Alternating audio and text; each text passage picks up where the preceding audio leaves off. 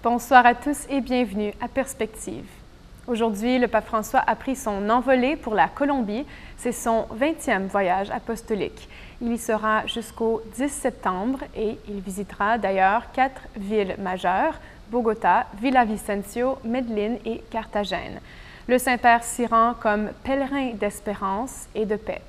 C'est ce qu'il a annoncé dans un message vidéo adressé aux quelques 48,7 millions d'habitants de Colombie en début de semaine. Livré dans sa langue maternelle, l'espagnol, le pape revient sur le thème de son voyage. Faisons le premier pas. Voici un extrait de cette vidéo.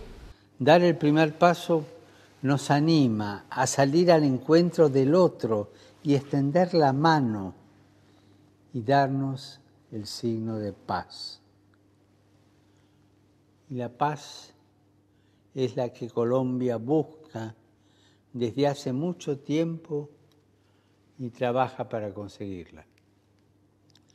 Una paz estable, duradera, para vernos y tratarnos como hermanos, nunca como enemigos. La paz nos recuerda que todos somos hijos de un mismo Padre, que nos ama y nos consuela. Me siento honrado de visitar esa tierra rica de historia, de cultura, de fe, de hombres y mujeres que han trabajado con tesón y constancia para que sea un lugar donde reine la armonía y la fraternidad, donde el Evangelio sea conocido y amado, donde decir hermano y hermana no resulte algo extraño, sino un verdadero tesoro a proteger y defender. El mundo de hoy tiene necesidad de constructores de paz y de diálogo. L'archevêque de Bogota et président du Conseil épiscopal latino-américain, le cardinal Rubén Salazar Gómez, a indiqué qu'il espère que la visite du pape donne un élan de réconciliation dans le pays.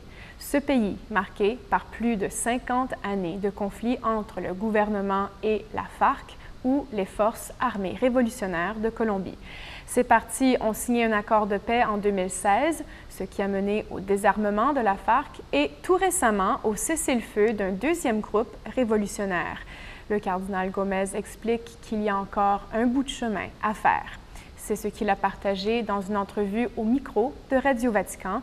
Écoutez. Avec espérance, nous croyons que ce guérilla aussi doit arriver à un accord de cesser le feu définitif, non pas seulement temporel comme celui-ci, mais définitif. Parce que en Colombie, tout le monde est convaincu que la guerre n'a plus de sens.